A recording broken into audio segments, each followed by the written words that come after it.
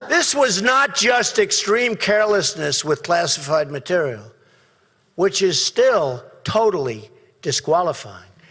This is calculated, deliberate, premeditated misconduct. Democrats, Marxists, communists, and fascists indict me.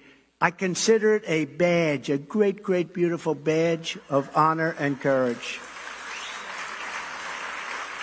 Because I'm being indicted for you. Sean Hannity is casting doubt over the validity of the leaked Trump tapes, although even he doesn't have much of a leg to stand on. As president, I could have declassified it. Now I can't, but this is classified. Now we have a problem. Isn't that interesting? Yeah. It's so cool. I mean, it's so, look, here and I have, and you probably almost didn't believe me, but now you believe me. No, I believe it's incredible, right? No, hey, bring some Cokes in, please. I can't imagine you ever saying, bring me some of the boxes that we brought back from the White House. I'd like to look at them. Did you ever do that? I would have the right to do that. There's nothing wrong with it. But I know you. I don't think you would do it. Well, I don't have a lot of time, but I would have the right to do that. I would do that. There'd be All right, let me move on. Remember this. Yeah. This is the Presidential Records Act.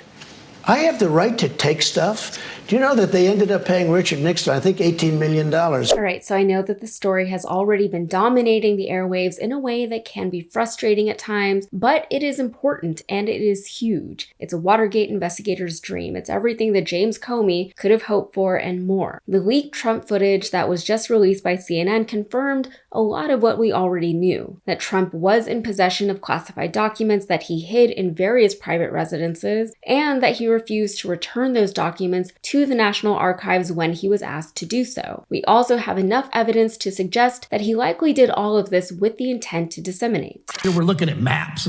I'm like, am I supposed to be like in on I make dirty records sometimes. Like, I do it here. You didn't think you'd have a hand? What do you think we should do about North Korea? I'm like, what? I don't think I'm qualified to answer this. Of course, when all of this first broke in the news months ago, the spin on it was that Trump either didn't know that they were classified at the time, or that he had actually just decided that they were unclassified, thereby making them so. We knew the first excuse to not be true because we knew that the National Archives had in fact asked him to return the classified documents back to them several times. It was only when he failed to do so that the FBI had to get involved. We also knew, or maybe hoped, that the latter possibility, that Trump believed the documents to have been declassified because he had declassified the documents in his mind, was not true because it was ridiculous. But still, the question loomed primarily among Trump's most ardent supporters as to whether or not Trump had knowingly committed a crime here. And the reason why that was still a question was because Fox News kept asking it. Well, thanks to the new tapes, Fox News finally has its answers so they can stop asking. Trump responded last night to the audio by calling the special prosecutor Jack Smith deranged and accusing him of leaking this tape himself. Trump has already pleaded not guilty to 37 counts related to mishandling the nation's top secrets that he kept stashed at Mar-a-Lago. Now, this instance, this audio is one of two in which prosecutors allege the former president mishandled the nation's secrets and compromised national security by illegally keeping classified information on his person and then sharing it in turn with people that don't have security clearances. Trump said explicitly on the tapes that he knew the papers he was allegedly holding in his hands were classified and top secret, and he knew that he didn't have the ability to declassify them now that he was no longer in office. In the tapes, Trump is speaking with a writer who, by the way, is all the way down the Trump gutter, and you can hear laughter coming from others. At the end of the tape, he asks someone in the room to bring them some Cokes. Now, it's hard to dispute what has so clearly been caught on tape, but Sean Hannity is doing just that, or he's attempting to do so. Well, number one, he's right about Hillary Rodham Clinton, top secret classified documents on our servers, outlined extensively by Jim Comey in July of 2016, but no reasonable prosecutor would prosecute. Now, while he did say, this is stuff that he got from the military that would be highly confidential and secret, and says at another point, as president, I could have declassified it. Now I couldn't, but now, it would still be a secret.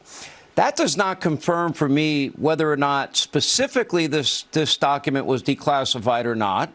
Was that actually the real document, or was it a story that he was telling?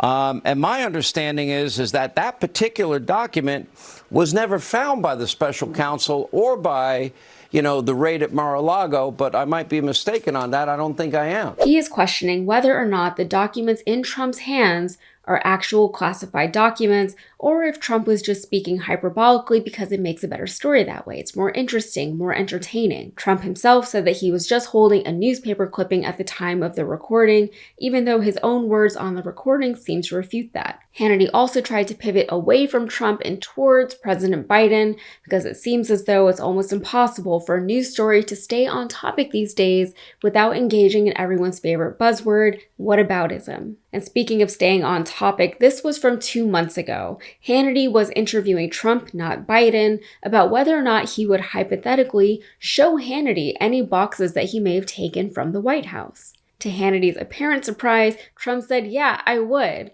and Hannity immediately tried to move on. But back to yesterday's show, there was, as there always is, an obvious attempt to draw parallels where there are none, between two stories that maybe on the surface seem comparable, but once you drill down to the actual details, the juxtaposition falls apart. And so they don't drill down, they don't mention the details, and they don't discuss the known evidence when it doesn't serve the version of the story that they're trying to sell. And to an extent, we all do it. And I'm not just talking about reporters or journalists or TikTokers or whoever, I'm talking about everyone in their daily lives. It's almost a natural reaction to get defensive when faced with allegations, whether that's against yourself or someone that you care about. We tend to be more intimately familiar with ourselves or with the person that we're defending, more aware of the personality behind the allegations, the intentions behind what may have transpired, etc. Hannity and Trump are known to have a close relationship, and in many ways, their careers are tied to one another's. That's not news. It's entirely predictable that he would have attempted to either defend Trump or to deflect away from Trump. But even if your friend does something bad, at some point you have to say, she did that and it was bad that she did that. Hopefully in your case though, you could plausibly believe that your friend either didn't act with intentionality or that they did and are now genuinely remorseful for having done so. If not, you might reconsider some things about that friend